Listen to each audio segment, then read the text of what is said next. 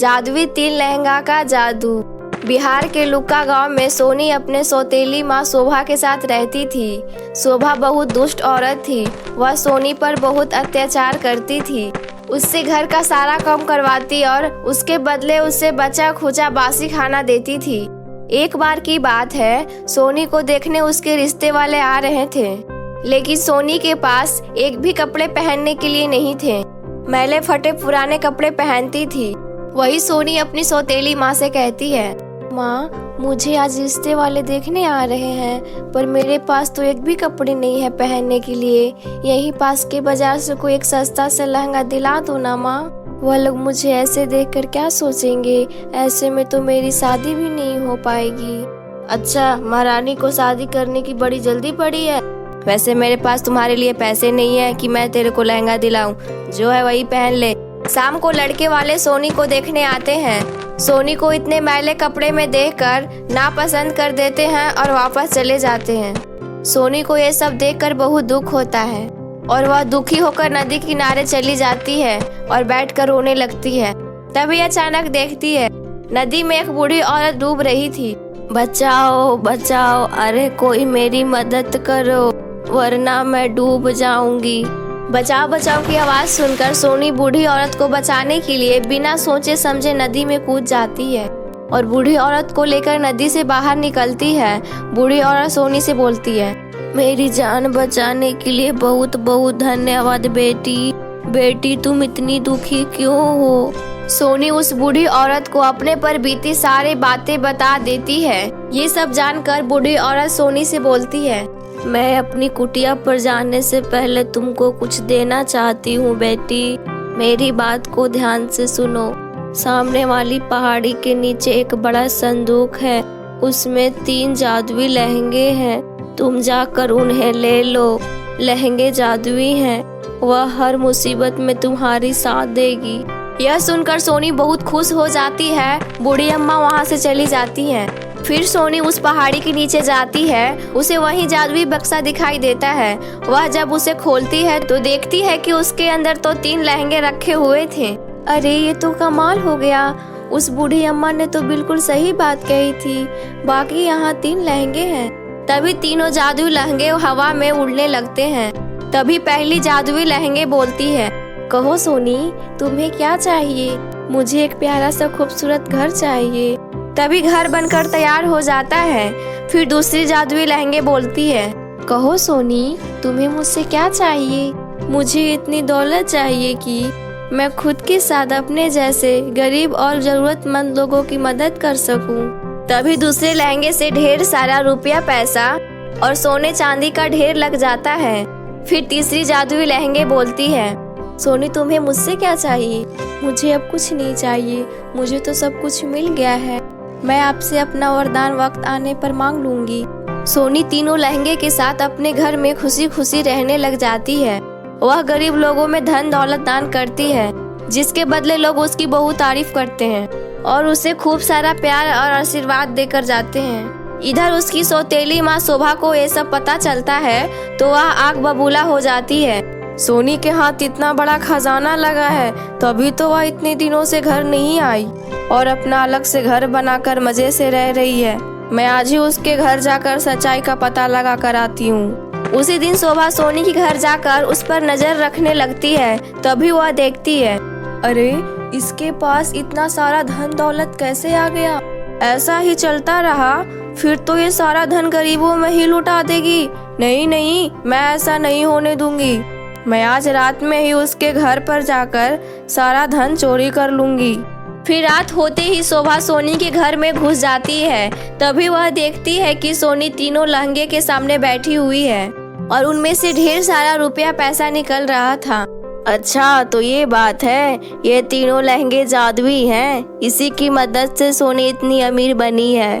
तभी शोभा पीछे से आकर सोनी के सर पर जोरदार डंडा मारकर उसे बेहोश कर देती है और तीनों जादुई लहंगे लेकर वहाँ से अपने घर को भाग जाती है और जोर जोर से हंसने लगती है।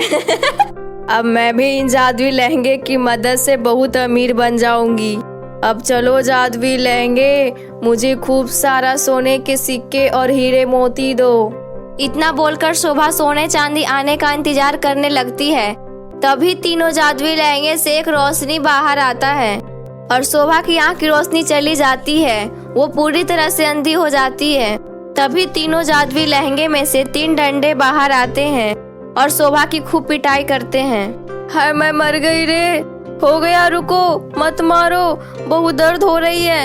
उसके बाद तीनों जादुई लहंगे अपनी शक्ति से शोभा को बिल्ली के रूप में बदल देती है। तभी वहाँ सोनी आ जाती है और अपनी सौतेली माँ को बिल्ली के रूप में देखकर सोनी को दया आ जाती है और वह जादुई लहंगे से कहती है, हे जादुई लहंगे, माँ को फिर से इंसान बना दो। नहीं, बिल्कुल नहीं, इस चंडाल माँ को तो उसके किए की सजा मिली है। वैसे भी अब तुम्हारी माँ का अब कुछ भी नहीं हो सकता, अब ये ऐसे ही रहेगी। जादुई लहंगे, तुम्हें याद है ना, तीसरे लहंगे के पास मेरा एक वरदान अभी भी बाकी है, फिर वह मैं आज मांग रही हूँ। इसके बदले तुम मेरी माँ को ठीक कर दो प्लीज। तुम्हारे कहने पर ठीक कर रही हूँ। यह ले जालिम औरत, देख, जिस बेटी के साथ तुमने इतना गलत किया, आज उसी की वजह से फिर से यह जीवन तुझे मिला है, वरना तुम हमेशा के लिए बिल्ली ही बनकर रह जाती। मुझे माफ कर दो बेटी, मैं लालच में अपने और पराये का फर्क भूल गई थी। तू ही मेरे लिए सच्ची बेटी है, बेटा मुझे माफ कर दे। इतना बोलकर शोभा फूट फूट कर रोने लगती है। सोनी अपनी माँ को माफ कर देती है और गले लगा लेती है। फिर दोनों उस जादुई लहंगे के साथ अपना जीवन खुशी खुशी बिताने लगते हैं। यह कहानी प्रियंका नाम की एक अनाथ लड़की की है, जिसके माता पिता बचपन में ही गुजर गए थे। प्रियंका दिखने में बहुत ही ज्यादा काली थी, लेकिन वह दिल की बहुत ही अच्छी थी। प्रियंका अपनी चाची शांति के साथ रहती थी, जिसकी खुद की एक बेटी थी रूही। रूही दिखने में बहुत ही सुंदर थी, उसका रंग भी निखरा हुआ था, जिस वजह से रूही को प्रियंका बिल्कुल भी नहीं भाती थी और वह हमेशा अपनी माँ शांति से उसकी शिकायत लगाकर उसे डांट सुनाया करती थी। माँ, माँ, कहाँ हो तुम? यह देखो प्रियंका की बच्ची को, इसने आज फिर से मुझसे बिना पूछे मेरे कपड़े पहन लिए। ये कपड़े पहनकर आज मुझे कॉलेज जाना था, इसने मेरे कपड़े क्यों पहने? क्यों रे प्रियंका, तुझे मेरी बेटी के कपड़े मिलते हैं क्या? तू अपने कपड़े नहीं पहन सकती? चाची जी, मैंने आपसे कहा तो था, मेरे पास एक भी जोड़ी कपड़े नहीं है। जो भी थे वो अब हर जगह से फट चुके हैं। उन कपड़ों में कॉलेज में सारे बच्चे मेरा मजाक बनाते हैं, इसलिए मैंने आज कॉलेज जाने के लिए रूही के कपड़े पहन लिए। रूही के पास वैसे भी इतने सारे कपड़े हैं। मैंने तेरे इन सब चीजों का ठेका नहीं ले रखा है, समझी तुम? तुम्हें इस घर में खाने को मिल रहा है ना, तो इसे ही गनीमत समझ। आज के बाद से खबरदार, जो मेरी बेटी के कपड़े को हाथ भी लगाया तो, समझी? ठीक है चाची जी। इधर प्रियंका को माँ से डांट सुनाकर रूही मन ही मन खुश होती है। वैसे भी ये काली कलुटी मेरे कपड़े पहनकर कोई जोकर से कम नहीं लग रही है। आज तो इसका और ज्यादा मजाक बनेगा, जिससे मुझे और भी खुशी मिलेगी। इधर शांति भी घर के कामों में लग जाती है। प्रियंका भी रोते हुए कॉलेज के लिए निकलती है। शाम को प्रियंका के साथ उसका दोस्त रंजीत भी उसके घर आता है। अंदर आओ रंजीत, बैठो, मैं तुम्हें अभी साइंस की नोटबुक देती हूँ। प्रियंका, मुझे मैथ का 2nd चैप्टर का दूसरा क्वेश्चन भी समझ में नहीं आया था, तुझे समझ आया क्या? अरे बुद्धू, वो तो बहुत ही इजी है, ये देखो, आया समझ? अरे वाह प्रियंका, तू तो बहुत ही इंटेलिजेंट हो। अच्छा, अब मैं चलता हूँ, बाय, कल कॉलेज में मिलते हैं। बाय रंजीत। इधर रंजीत को प्रियंका के साथ बात करता देख रूही को बहुत गुस्सा आता है, क्योंकि रूही को रंजीत पसंद आ जाता है और वह मन ही मन उससे प्यार करने लगती है। रंजीत के जाते ही रूही प्रियंका के कमरे में आती है और बोलती है, अरे प्रियंका, ये लड़का कौन था जो तुम्हारे साथ आया था? इतना हैंडसम और स्मार्ट लग रहा था, तुम्हारा दोस्त है क्या? हाँ, ये मेरा दोस्त है, इसका नाम रंजीत है, हम दोनों एक ही क्लास में पढ़ते हैं। अच्छा, तो ये बात है, ठीक है। 2 दिन बाद मेरा बर्थडे आने वाला है, तो तू मेरे बर्थडे में अपने दोस्त को बुला लेना। आखिर तुम्हारा दोस्त मेरा भी तो दोस्त ही हुआ ना। यह सुनकर प्रियंका बहुत खुश हो जाती है और वह रंजीत को भी रूही के बर्थडे पार्टी में बुला लेती है। रंजीत जब पार्टी में आता है तब रूही अपने बदतमीज दोस्तों के साथ मिलकर प्रियंका का खूब मजाक उड़ाते हैं और रंजीत से बोलती है, रंजीत, तुम तो बहुत ही स्मार्ट और हैंडसम हो, तुम क्या इस कलमुही के साथ हमेशा घूमते रहते हो? तुम्हारी तो मेरी तरह कोई सुंदर फ्रेंड होनी चाहिए थी। तुम क्या इस काली घटा के पीछे पड़े हो? इससे तो लाख गुना ज्यादा सुंदर मैं हूँ। तुम चाहो तो मैं तुम्हारी दोस्त बनने को तैयार हूँ। इस काली कलूठी बैगन लूटी को छोड़ो और हमारे साथ पार्टी एंजॉय करो। ये इस घर की सिर्फ नौकरानी है, नौकरानी। प्रियंका को सबके सामने यूं बेइज्जती बर्दाश्त नहीं होती है। वह रोते हुए पार्टी छोड़कर बाहर की तरह निकल जाती है और रोते रोते एक जंगल में पहुंच जाती है और वहां एक पेड़ के नीचे बैठकर खूब रोती है। माँ, पिताजी, कहाँ हैं आप लोग? आप मुझे छोड़कर इतनी जल्दी क्यों चले गए? मुझे भी अपने पास बुला लो। यहाँ किसी को मेरी कोई कदर नहीं है। जिससे देखो सब मेरा मजाक बनाते रहते हैं, कभी मेरा रंगों का तो कभी मेरे कपड़े का। मैं अब इतनी काली हूँ तो इसमें मेरा क्या कसूर है? मैं जन्म लेते ही मर क्यों नहीं गई? कम से कम मुझे आज ये सब तो नहीं सुनने पड़ते। ऊपर से मेरी बहन, वो तो मुझे बिल्कुल भी पसंद नहीं करती है, हमेशा मेरी बुराइयां करती रहती है। प्रियंका इतना बोलकर जोर जोर से रो ही रही होती है, तभी उसे एक आवाज सुनाई देता है। कौन हो प्यारी लड़की? क्यों रो रही हो तुम? क्या परेशानी है? मुझे बताओ। रोने से कुछ भी नहीं होने वाला है। कौन हो तुम? डरो मत प्रियंका, मैं पेड़ हूँ। मैं तुम्हें कोई नुकसान नहीं पहुँचाऊंगा। मैं तो यहाँ तुम्हारी मदद के लिए आया हूँ। मुझसे किसी की परेशानी देखी नहीं जाती। मुझे बताओ क्यों रो रही हो? शायद मैं तुम्हारी कोई मदद कर सकूं। क्या सच में आप मेरी मदद करेंगे? हाँ प्रियंका, तुम मुझे एक मौका तो देकर देखो। फिर प्रियंका पेड़ को अपने बारे में सब कुछ बताती है। पेड़ भी शांति पूर्वक से उसकी सारी बातें सुनता है। बहुत मुश्किल से तो मेरा एक दोस्त बना था और आज मेरी बहन ने उसी के सामने मेरी इतनी बेइज्जती की। अब मुझे नहीं लगता कि अब वो दोबारा मुझसे बात भी करेगा, इसलिए मैं पार्टी से निकलकर यहाँ जंगल में आ गई। देखो प्रियंका, जो तुम्हें प्यार करेगा उसे तुम्हारे रंग से कोई फर्क नहीं पड़ेगा। अगर तुम्हारा दोस्त सच में तुमसे प्यार करता है तो उसे तुम्हारी बहन रूही की बातों का भी कोई फर्क नहीं पड़ेगा। तुम अब रोना बंद करो। प्यार रंग से नहीं, दिल से होता है और तुम्हारा दिल तो सोने जैसा है। फिर तुम क्यों इतना उदास हो रही हो? आपने सच कहा पेड़ जी, प्यार रंग रूप से नहीं होता है। शाबाश प्रियंका, तुम बहुत अच्छी हो और मुझे तुमसे बात करके बहुत ही अच्छा लगा। मैं तुम्हें कुछ देना चाहता हूँ जिससे तुम्हारी सारी परेशानी हमेशा के लिए खत्म हो जाएगी।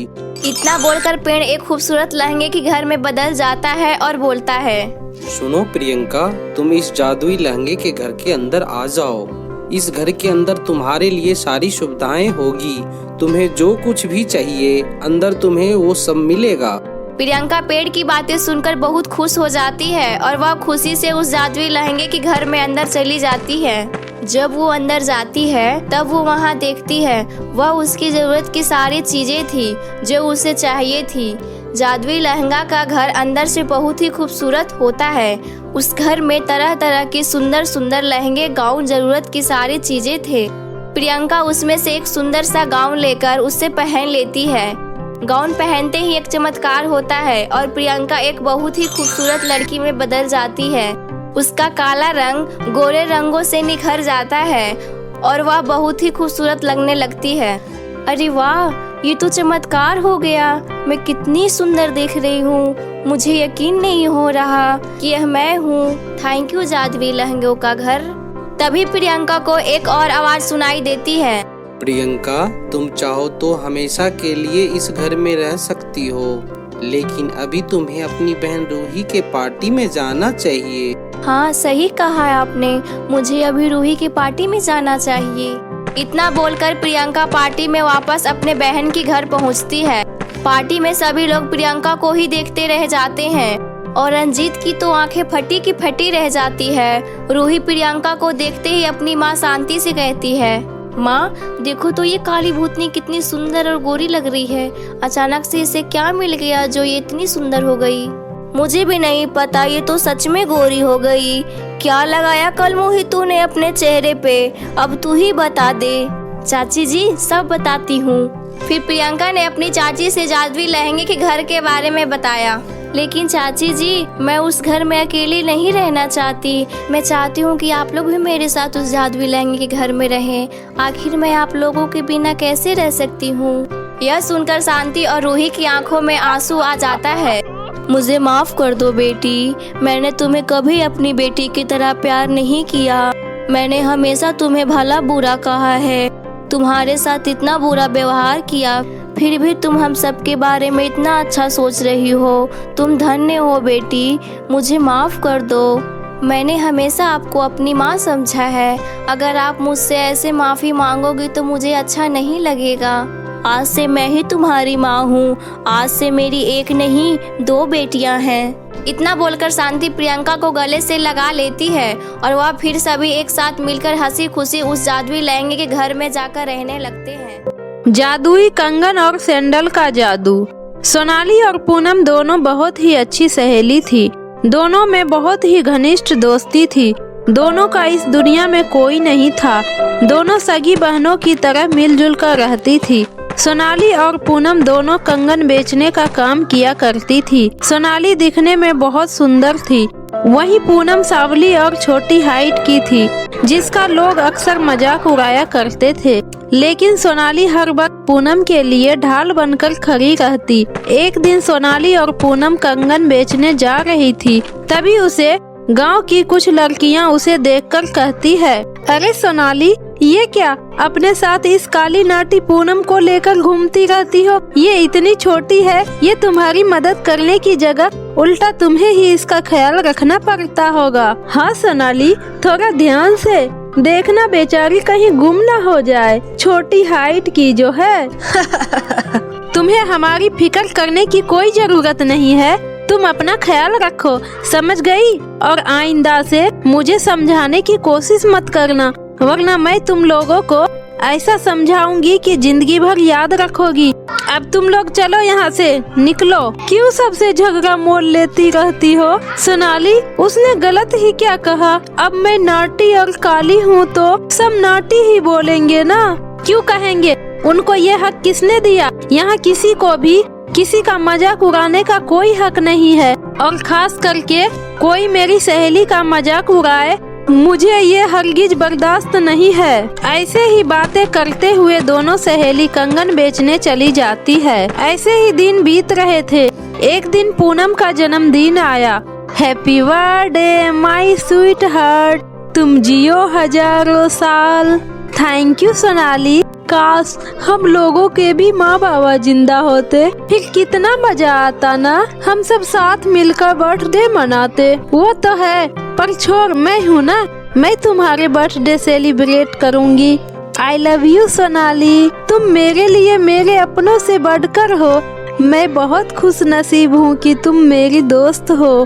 पूनम, आखिर तुम्हारे सिवा मेरा है ही कौन? मुझे आज भी याद है कैसे तुम बचपन में खुद भूखी रहकर मुझे अपने हिस्से का खाना भी दिया करती।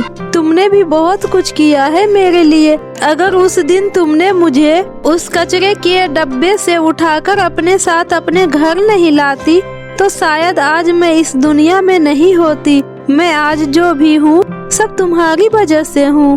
भगवान ने उस दिन तुम्हें मुझसे मिलाकर मुझे एक नई जिंदगी दी। उस दिन तुम मुझे मिली और फिर हमारी जिंदगी में सब कुछ अच्छा होता चला गया। हाँ, और आगे भी अच्छा ही होने वाला है। अच्छा, मैंने आज तेरे जन्मदिन पर तेरे लिए एक बहुत ही खास तोहफा लेकर आई हूँ। ये देखो, ये एक जादुई सैंडल और कंगन है। इस कंगन को पहनते ही तुम बहुत ही सुंदर हो जाओगी और इस सैंडल को पहनते ही तुम्हारी हाइट भी बहुत अच्छी हो जाएगी और फिर तुम दुनिया की सबसे खूबसूरत लड़की बन जाओगी। पूनम खुशी खुशी उस कंगन और सैंडल को पहन लेती है। तभी एक चमत्कार होता है और पूनम बहुत ही खूबसूरत लड़की में बदल जाती है। अरे वाह सोनाली, मैं तो सच में बहुत सुंदर हो गई।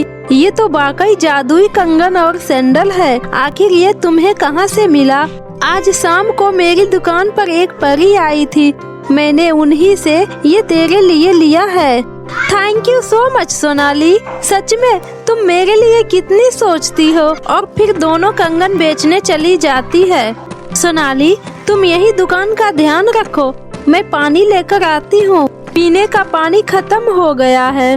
पूनम पानी लेने झरने पर चली जाती है। तभी वह देखती है पानी में से कोई मदद के लिए पुकार रहा है। बचाओ बचाओ बचाओ। पूनम बिना कुछ सोचे समझे पानी में कूद जाती है और तैरकर उसे बचा लेती है। अरे तुम तो बहुत बहादुर हो, तुमने तो मुझे एक झटके में यूं पानी से बाहर निकाल दिया। मुझे तो लगा मैं अब डूब ही जाऊंगा। मरने का इतना ही शौक है तो कहीं और जाकर मरो। पानी में डूबकर पानी को क्यों गंदा करना चाह रहे हो?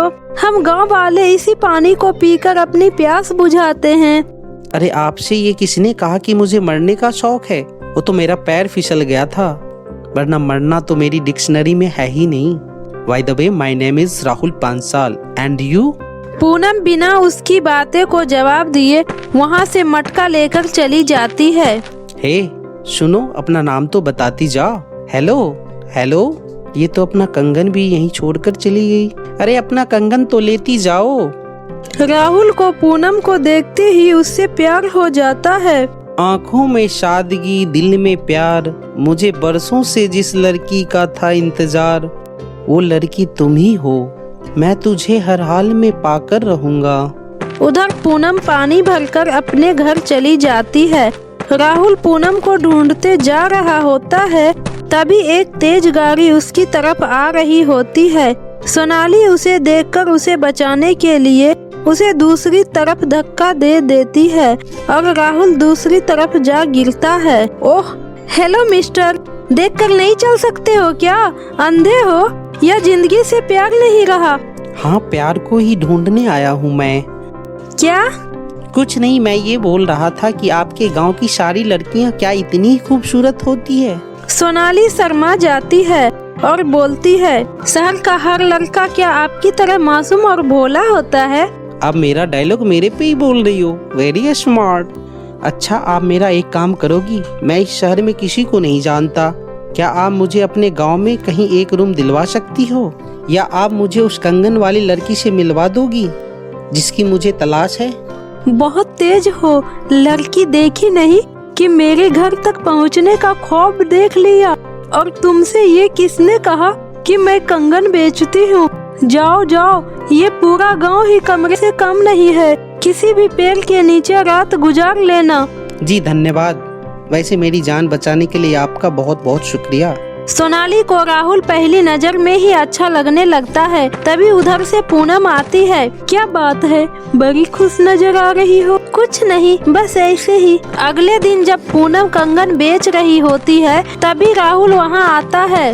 अच्छा, तो तुम यहाँ कंगन बेच रही हो और मैंने पूरे गांव में तुम्हें कहाँ कहाँ नहीं ढूंढा। मेरा इस तरह पीछे करने का मतलब क्या है?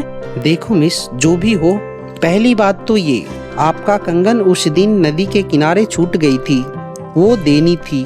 और आपने जो उस दिन से मेरा दिल चुराकर अपने साथ ले आई, वो आपसे वापस लेना था। क्या मतलब? देखो तुम कौन हो, क्या करती हो मैं नहीं जानता, लेकिन मैंने जब से तुम्हें देखा है तब से किसी और को देख ही नहीं पा रहा हूँ। मैं तुमसे शादी करना चाहता हूँ, क्या तुम मुझसे शादी करोगी? देखो, मेरा इस दुनिया में मेरी बहन के सिवा कोई नहीं है। मैं अपने जिंदगी का इतना बड़ा फैसला अकेले नहीं ले सकती। मैं उससे इस बारे में पूछकर बताऊंगी। ओके बाबा, तुम जितना चाहो उतना वक्त ले लो, मैं तुम्हारे लिए इंतजार करने के लिए तैयार हूँ। तभी सोनाली उधर से आती है और पूनम फिर उसे राहुल के बारे में बताती है। ये सुनकर सोनाली की आंखों से आंसू गिरने लगते हैं, क्योंकि वो भी राहुल को पसंद करती थी। और वो हिम्मत करके बोलती है, ए मिस्टर, मैं तुम जैसे लड़कों को बहुत अच्छे से जानती हूँ। जहाँ लड़की देखी नहीं कि उसके दिल के साथ खेलने आ जाते हो। क्या देखकर तुमने पूनम को शादी के लिए प्रपोज किया है? पूनम सुंदर है इसलिए ना? तो एक मिनट रुको। इतना बोलकर सोनाली पूनम से जादुई सैंडल और जादुई कंगन लेकर जला देती है। कंगन और सैंडल जलते ही पूनम फिर से काली और नाटी हो जाती है। फिर सोनाली बोलती है, ये है मेरी बहन की सच्चाई। अब बताओ, क्या अब भी तुम इससे शादी करोगी? नहीं ना, मैं जानती थी तुम सारे लड़के एक जैसे ही हो। चलो पूनम।